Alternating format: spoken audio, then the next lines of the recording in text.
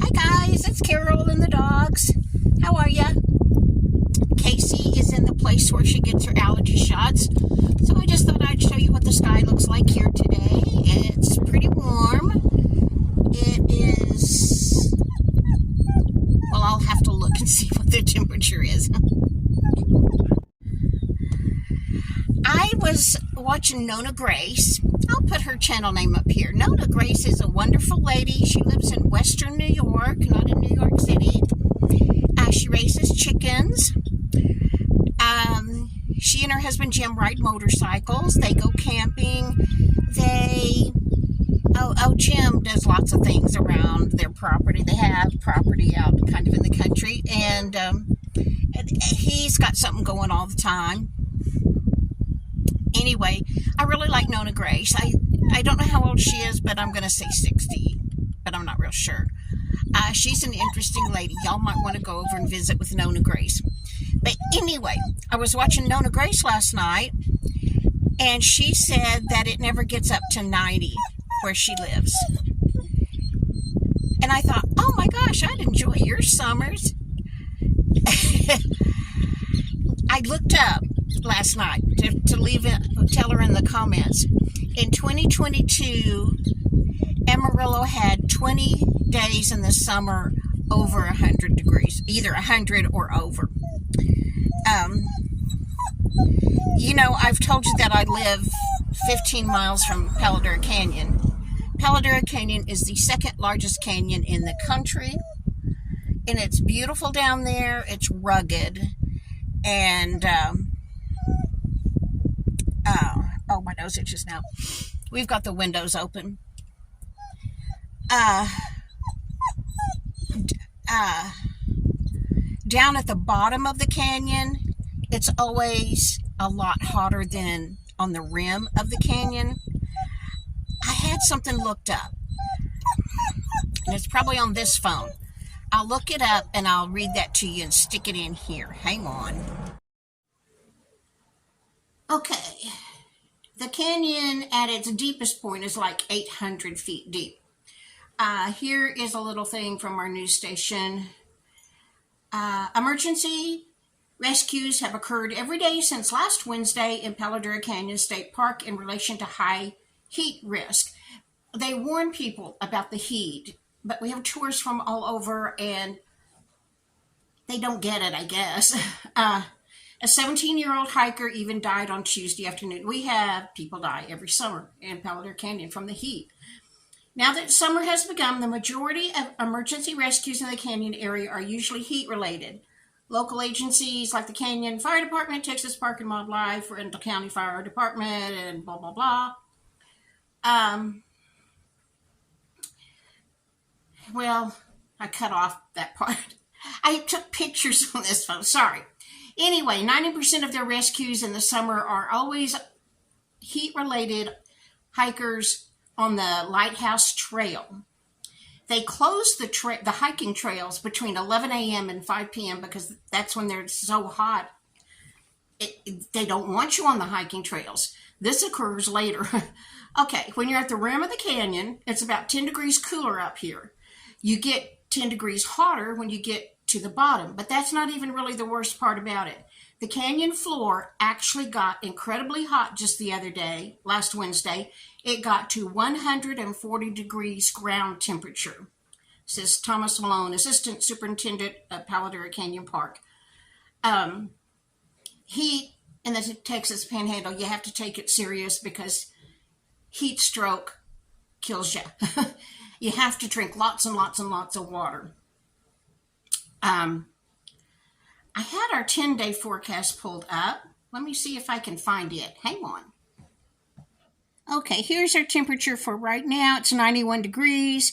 The real feel is 99. Real feel in the shade is 92. Here's our next 7 days are going to be 102, 101, and 96. I found out that the 17-year-old that passed away in the canyon last week was from Amarillo. He had just graduated from high school. I feel so horrible horrible for his family. One of my older sons loves to climb in the canyon and go hiking down there. I am going to call him tomorrow night and remind him that not to go alone, to always have lots of water, let somebody know where he's at, stay out of the canyon when it's 100 degrees at the top of the rim. It's just such a scary situation. I just feel so sorry for this 17-year-old's family. It's tragic when anybody dies in the canyon because it's totally preventable. Anyway, it's pretty warm here. We've got just a slight breeze, 10 miles per hour, which is nothing for wind for us. It's, the leaves are hardly even moving. Most often we see the trees kind of going like this. My box came today. Remember last week I told you I ordered something and I would show it on New to Me Thursday? The box came. The FedEx guy brought it. I saw the FedEx truck pull up out my patio door. I could see him. So I ran and got a Dr. Pepper out of my fridge, a cold can. And he brought the box to the door. And by the time I got to the door, he was turning to walk away. And I said, "Thank you. Would you care for a Dr. Pepper?" He said, "Oh my gosh, I'd love one." I just love giving the delivery guys something because I know they have a hard job. A relative of mine used to work for UPS. He retired from UPS. Hot job, running your legs off, kills their knees because jumping in and out of that truck, 200 times a day. It's not an easy job. Toby, what else do you know today? Toby's standing right there. Molly's right here, hanging her head out the window.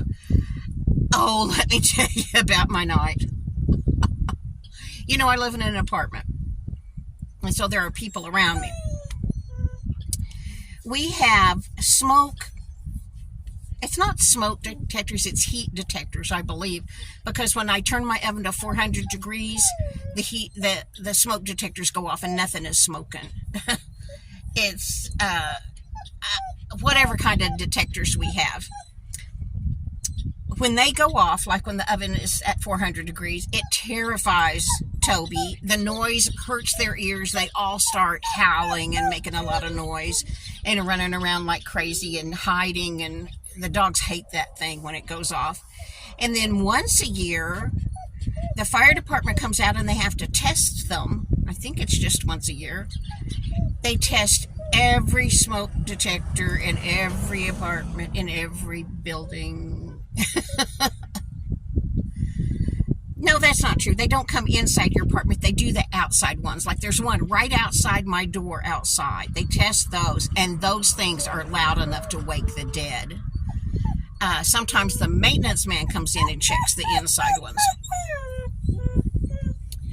We hate it on the day that the fire department comes to check every one of those. There's 2 in each hallway. There's 12 hallways, or breezeways. They're not a hallway, it's a breezeway in between apartments where it's open on either end, and then the stairs. We call those breezeways. There's 12 in each building, and there's 7 buildings counting the office area. So that's a lot of those to test. And they are honestly loud enough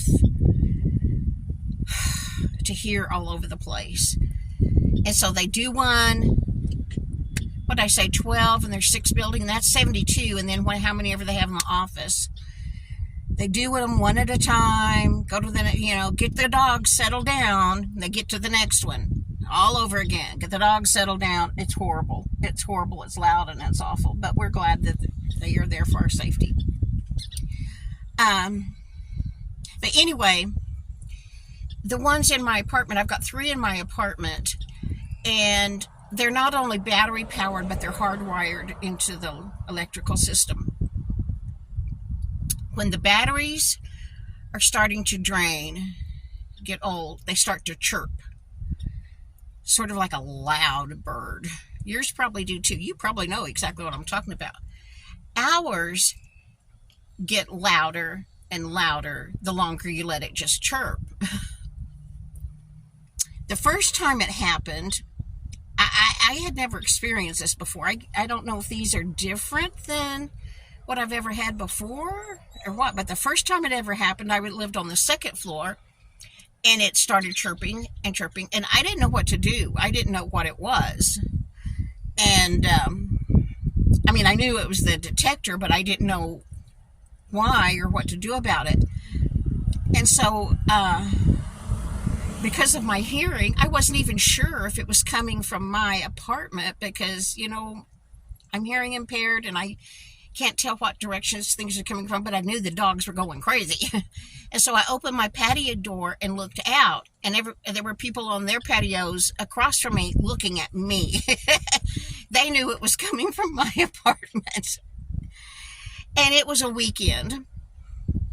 So I called the emergency contact number for the maintenance man, and I got him on the phone. By then, it was really loud. I mean, they increasingly get louder and louder and louder.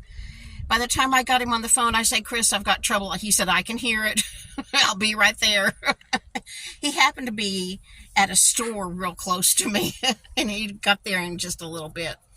What you have to do is you have to take the battery out, but that will not stop it because it's hardwired into the electrical thing. You have to disconnect those wires.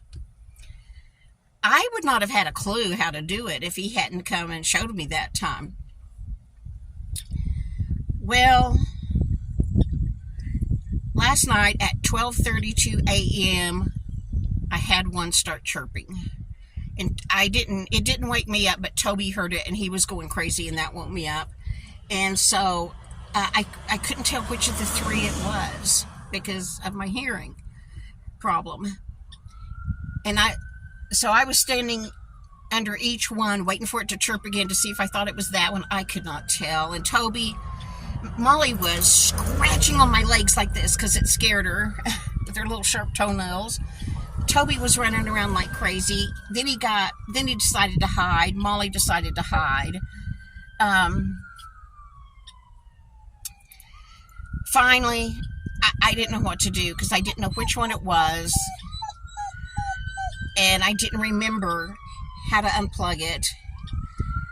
And it was in the middle of the night. And Casey was at her dog sitting job. So I called her and said, what again is it I have to do besides take the battery out? And she told me, I didn't know where it plugged in, and I was pulling on the wires that go into the ceiling. That was wrong. I hope I didn't ruin it.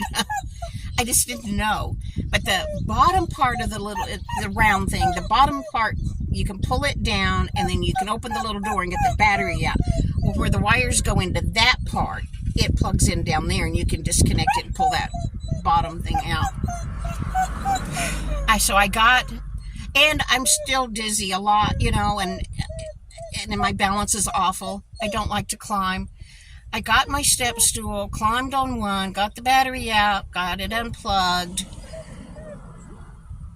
and it chirped in my hand. Not in my hand. That didn't have anything to chirp. It still chirped. And so I called Casey and I told her it's still chirping and it's unplugged. And she said, well, it must be a different one. So I go to the next one, climb up there just knowing I'm going to fall and break a hip. Got that one undone. And evidently it was that one because it quit doing it. But I ordered batteries for all three. We're going to go pick up a grocery order here in a little while. And I ordered new batteries to put in all three because I don't want that happening in the middle of the night again because it gets increasingly louder and louder and louder until like that one day people across the courtyard area where the swimming pool is and everything, people at the other building over there could hear it. They were on standing their patios looking at me to see if my apartment was on fire. So that was abrupt awakening in the middle of the night. And by the time I talked to Casey twice on the phone, and by the time I got them climbed up under them and got them unplugged, which was not, it was very difficult to get it to be unplugged. My hands aren't real strong. And got the batteries out and got the dogs, got them out from under the bed where they were hiding and got them calmed down. I don't know what time it was. Probably getting close to 1:30 or 2. And then I couldn't go back to sleep. So I was up to like 4. I was miserable because I didn't want to get up and try to do anything because I wanted to go back to sleep. But, in the daytime I can go to sleep like that. In the nighttime I just think about things. But anyway, that was my night. It was, why couldn't the batteries die in the daytime? That's not the first time it's done it in the middle of the night, but the other time Casey was just, she lives on the 2nd floor in the same building as me, just right up the stairs come out by my front door at the bottom, and the stairs at the top are right in front of her door, so she can just run down real quick and help me. I don't know what to do without Casey.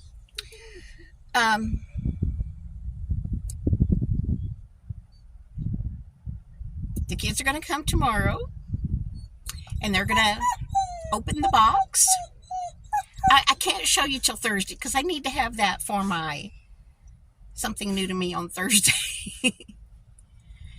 But I'll show you the box, and you can guess what you think's inside if you want to. Okay, I guess that's it for today. Oh gosh, this is already 10:45, and I haven't stuck my things in I want to stick in there. So I guess I'll talk to you guys tomorrow. See you in the morning. Leave me a comment.